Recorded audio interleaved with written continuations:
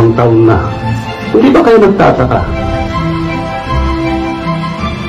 3,000 lang ang personel, ang tauhan ng ahensyang ito.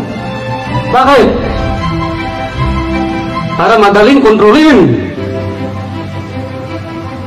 Diba? Para gawing sindikato. Itong ina.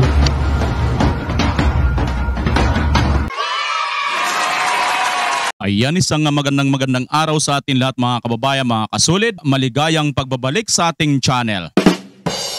At sa araw na ito ay mayroon po tayong re-reactionan na video. Ito po kabayan ay ang pagpapatuloy ng pagkakaroon po ng hearing dyan nga po sa Kongreso patungkol nga po dito sa naganap na buy-bust operation ng ating mga alagad ng mga kapulisan dito naman po sa bandang Laguna. Dito nga po mga kababayan ay mayroon na naman pong isang congressman na si Congressman Gonzales ay mukhang hindi po nakapurma dito sa kanya itong ating mga kapulisan sapagkat iginiit po niya na wala pong buy-bust na naganap. Ayon daw po ito di umano sa kanilang mga napanood na CCTV. Bayan no, dito nakikita natin, mabuti na lang, salamat na lang sa Diyos at mayroon po tayong mga ganito pong teknolohiya ngayon na mga CCTV bukod po doon sa ating mga CCTV Marites.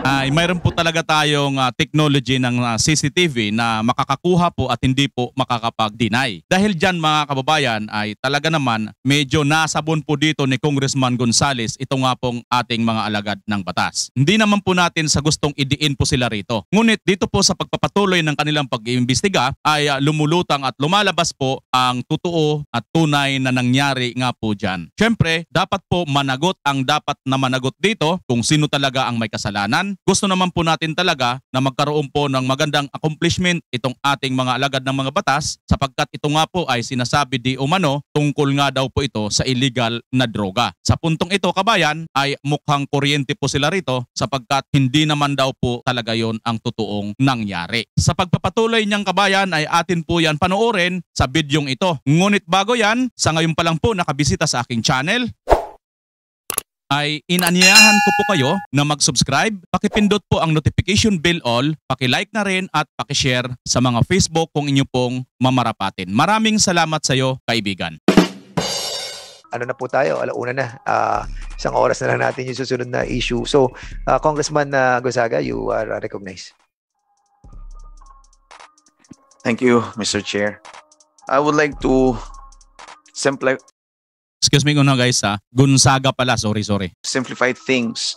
Nakita natin kanina yung paano hinuli si respondent Kilaw. And then may testimonya, may salaysay si Kilaw, may salaysay din si police officers. I would like to ask questions on the arresting officers. Sino ba pwedeng magsagot sa inyo? Si Carandang, si Lorenzana, or sino yung pwedeng magboluntaryo ng sagot sa inyo? Sinong team leader? Carandang. Herelia po yung team leader. Nandun ka nung incident na yon on May 18. Ako po yung tumayong team leader po sa operation na yan, buy-bust operation. Sabi mo, buy-bust operation. Will you please give us definition in your own understanding? Anong naintindihan mo sa buy-bust operation? What is the standard operating procedure of conducting a buy-bust operation? Kailangan po dyan, sir, nabilhan yung suspect ng pusher buyer. Before sa bilihan, anong standard operating procedure ninyo? Didiretso lang ba kayo punta doon o kailangan nyo ng collaboration with the PDEA? Magko-coordinate po muna sa PDEA, sir. Okay. Kompleto kayo ng coordination with the PDEA? Yes, sir. Kompleto ka ng pangalan from the PDEA? Yes, sir. Okay. Tapos tayo dyan. Sabi mo, kompleto yan. Therefore, punta na tayo sa crime of incident. Nung doon kayo sa insidente, anong ginawa nyo doon? Pagdating po namin doon sa area po ng buy-bust, kasi isang team na po kami. Tapos nung malapit na po kami, nauna na po to sila Patrolman Tamaray doon sa area. May contact ba kayo kay Kilaw? Sa informante po. May contact ka ba kay Kilaw? Wala po. Sino informante mo? Hindi po sa akin ang informante po, kay Patrol Okay. Tamaray po. Kasi siya ang gumanap na pusher buyer po. Yun dyan, ang sir. sinabi ninyo. You will always tell us na yung buy bust legitimate yan. Pero tingnan nyo, yung the thing speaks for itself. Si CCTV. Tingnan nyo CCTV. Walang buy bust. Oh, nagsimula tayo 1:31 in the afternoon on May 18. Lumabas si Kilaw, sinundan ng pulis, punta ng isang makitid na daan, nawala sa CCTV dahil ay magbigay ng CCTV si 7-Eleven.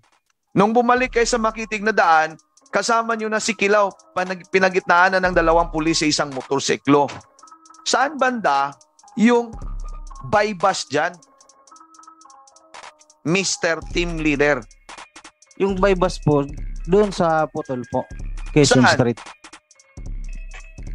Saan? Hindi po dyan yung pinapakita po nila na CCTV alleged na kami po. Hindi po dyan yung by bus na nangyari. Saan nga yung buy bust nangyari? Sa Putol, Quezon Street, Barangay Cuyab. Doon sa may 7-Eleven. Hindi po. Hindi dyan. Mr. Tony Kilaw. Saan niya yung putol na sinasabi niya? Your Honor, yun po ay sa boundary ng Cuyab at saka San Antonio. May yard lang po ako, Your Honor. Yun bang may 7-Eleven? Barangay San Antonio po. Yung bang may CCTV na hindi yun nakuha? Yes, hindi namin nakuha, Your Honor. May bibigay yun ng 7-Eleven. Makikita Malinaw po natin. na makikita na. Okay.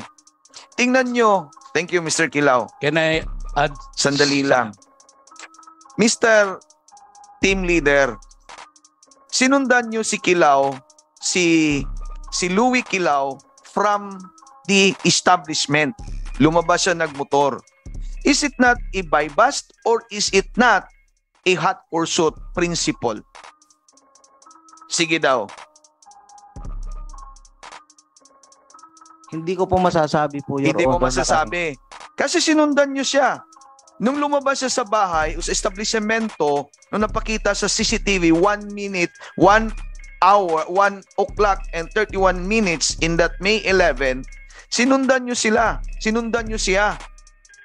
Ibig sabihin, walang buy bust based on the CCTV nakikita. Ngayon, pinapalabas nyo may buy bust. Alam mo, lalabas din ng katotohanan dyan. It is your argument, it is your stand, buy bust. Ang sabi naman nila, walang buy bust. Ngayon, nakikita natin sa CCTV walang buy bust. I will tell you, walang buy bust. Ngayon, tingnan natin. In kaso ni Kilaw, I am pretty sure madidismiss yan. Ngayon, balik tayo sa inyo. Ano ngayon yung posisyon nyo dyan kung kayo ang may kaso? 1. Grave misconduct, abuse of authority. Now, based sa inyong batas ng PNP, ito bang grave misconduct, pwede ba kayong ma-dismiss dyan o ma-discharge, Mr. Team Leader? Yes po. Ngayon, pupunta ako sa regional director ng anong region itong San Pedro 4A. Sir Regional Director, pagkakaalam ko, you have authority and discretion. After due process, may discretion can authority to discharge and dismiss erring police officers.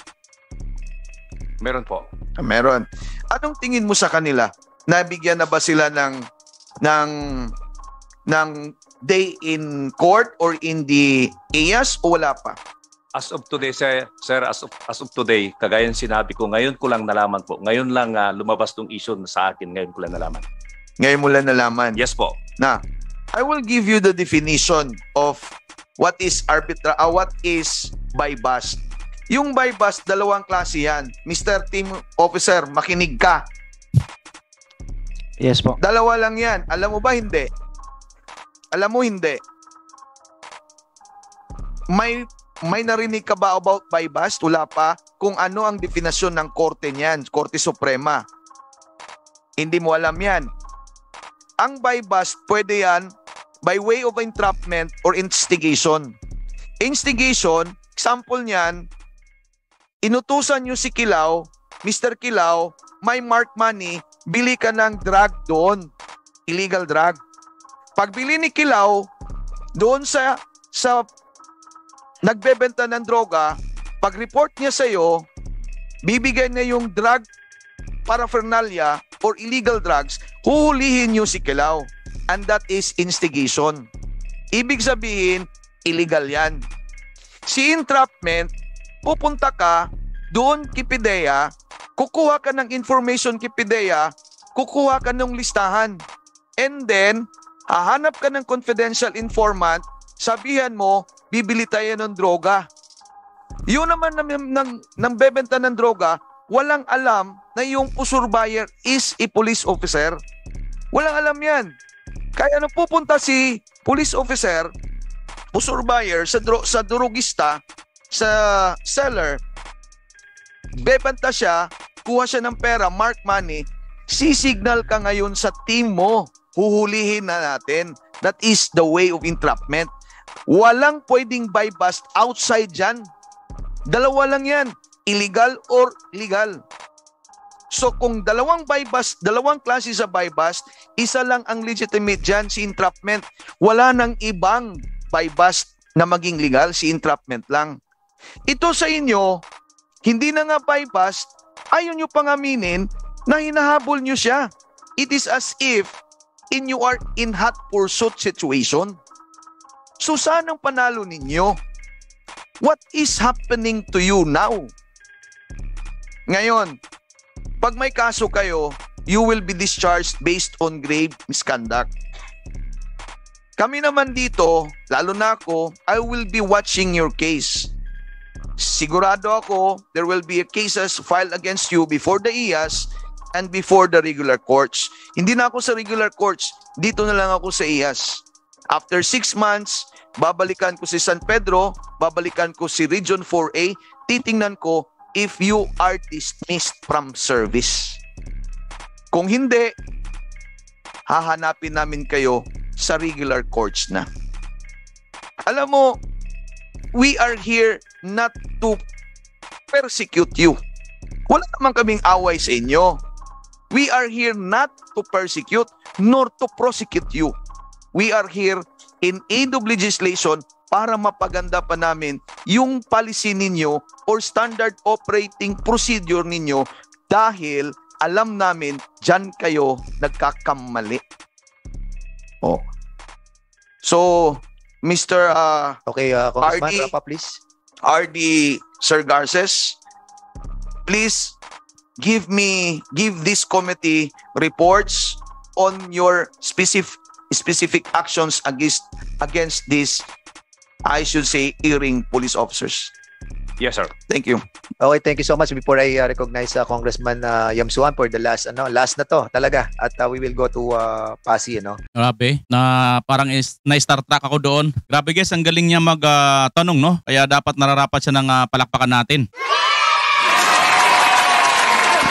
Saludo ako doon kay congressman na magtatanong at bandang huli sinabi niya talaga na hindi naman kami nandito para i-prosecute kayo, no? Ito yung para pagandahin pa kayo or lalo pang pagandahin ang inyong mga ginagawa diyan. So ito talaga yung mga kailangan natin. Ganito sana ang ating maririnig ng mga mambabatas at mga nag-iimbestiga diyan sa Senado at diyan nga po sa Kongreso. Well, in fairness naman dito sa Kongreso, napakarami naman po nilang mahuhusay po rito magtanong. Ganon din naman sa Senado. Kaya nga lang, syempre, may mga naliligaw na mukhang hindi ganun ka talaga. Pero ganun talaga ang buhay, kabayan, no? Anyway, balik tayo kay congressman at sa pagtatanong niya rito. Talagang mapapamangha ka kasi talagang kinakailangan atentibo ka dyan, no? Sinabihan niya kaagad yung isang officer, makinig ka. Parang naalala ko si Senator Miriam sa mga ganyang pagkakataon na once na mayroon siyang nakita, hindi lang siya basta nagsasalita, nakikiramdam siya sa paligid. Kung mayroon para parang nagkikwentuhan, nagmamaritisan sa gilid-gilid, talagang sisitahin niya ng walang kaabog-abog, di ba?